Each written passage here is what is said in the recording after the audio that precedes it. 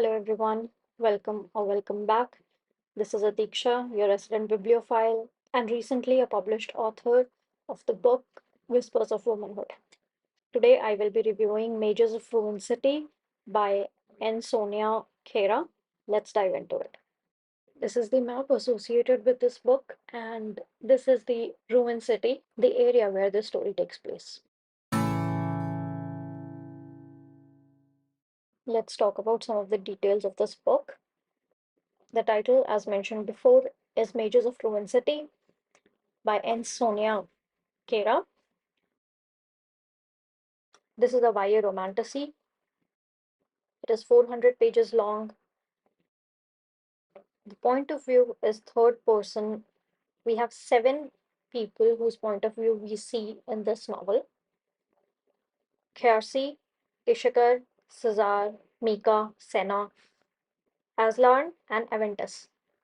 I am pretty sure I butchered every name here. Sorry. This is part of a series and it does not end on a happily ever after. This is an ongoing duology, and the second book should be out soon.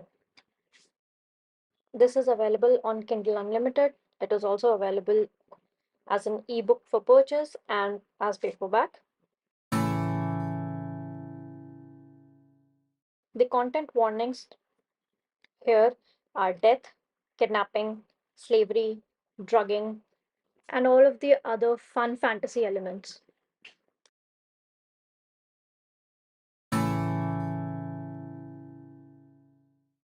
Let's talk a little bit about the book and the author first. Sonia is an author who was born and raised in Uganda. Everyone who knows her describes her as a bookworm. When she's not reading books, she's talking about them or writing them. Raised by a father who was a literature teacher, she got to do a lot of that in her formative years. She is also a telecommunications engineering graduate who is passionate about art and photography. The book summary: ravished by gangs and caravan raids from the hidden northern province, survival is a luxury and hope is a liability.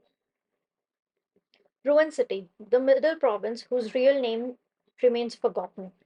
Kjersi, forced to survive as a gang runner, has formed unlikely alliances along the way. An outcast of northern heritage, a southern chambermaid with a secret, a gang princess who is kept locked away.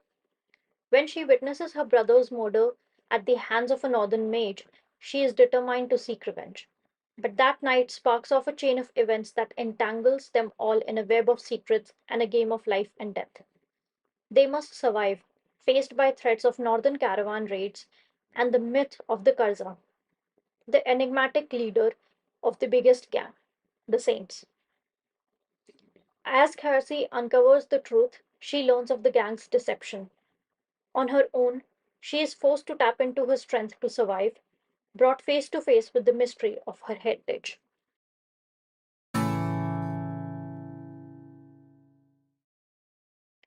Now, on to the characters. As mentioned previously, we have 7 point of view characters, out of which 6 would be considered the main characters. The first one is, of course, Kjersi. She's a gang runner and she has watched her brother's murder. She has a secret heritage that no one knows about, or at least she doesn't know about. Some people might know about it. She is on her quest to avenge her brother and find out whatever is happening. The second person is Cesar.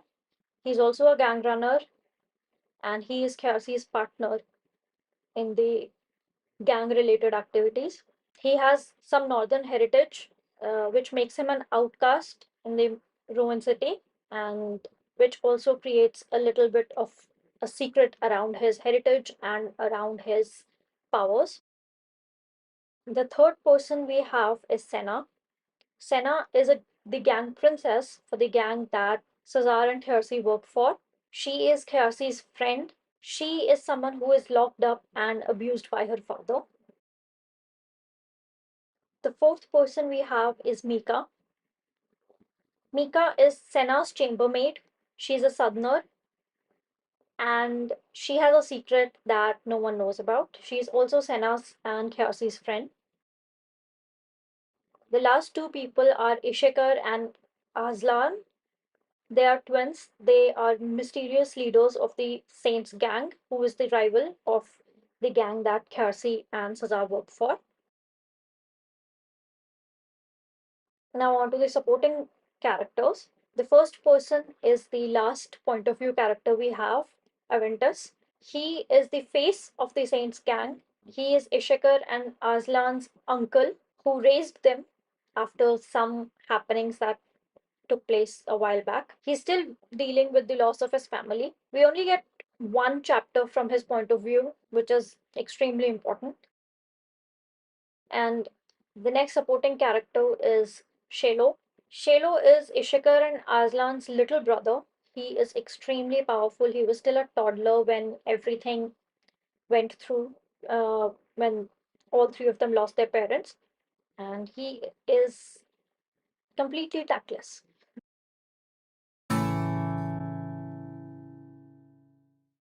The themes in this book are rivalry, power, magic, secrets, and taboos. The symbolism contains magic, autonomy, and home, especially home. Some people are trying to go back to their homes, some people are trying to find their homes, and for some, home is the prison. As for the tone of this book, it is at times dark, comedic, and a lot of secretive.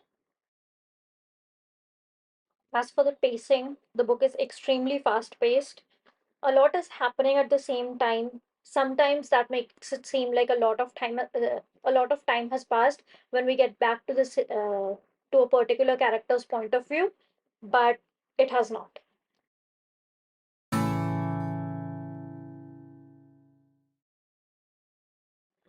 Now on to the review of this book. It starts off extremely strong, like really, really strong. As much as I love reading fantasy books, it takes me a while to get into a new series because of the world building stuff that happens in the first half of this first book of the series. But here, a lot of the world building stuff was actually a little secretive for the characters themselves.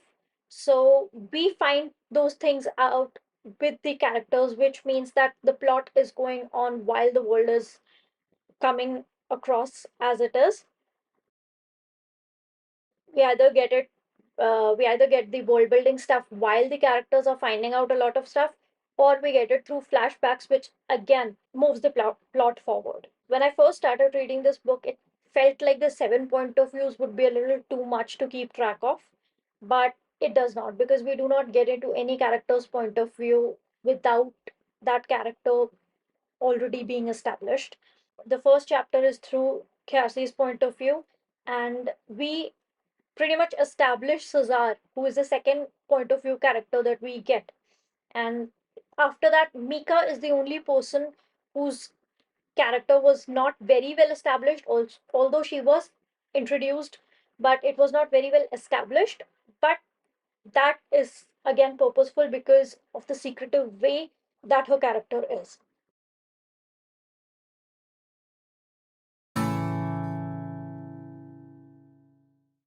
Who should read this? Anyone who loves intriguing high fantasy with high stakes and slow developing romances with people who could use a lesson or two intact. The little romance that we get in this book is absolutely swoon worthy.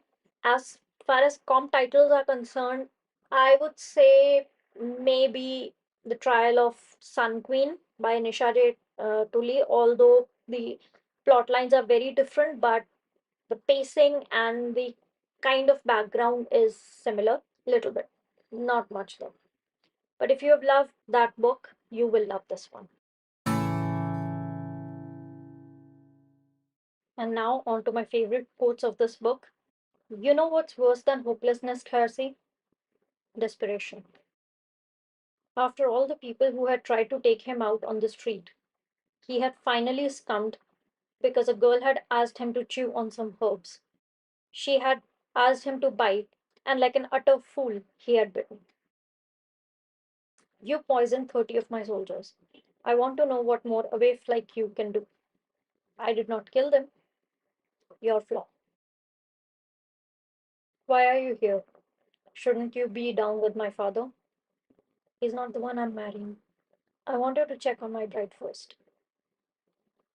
Her eyes darted to the dress on the bed, and his gaze followed. She was surprised that her father had approved the color. I picked it out, he said, as if he could read her mind. She whipped around and looked up at him. She looked from his midnight black shirt to the dress on the bed.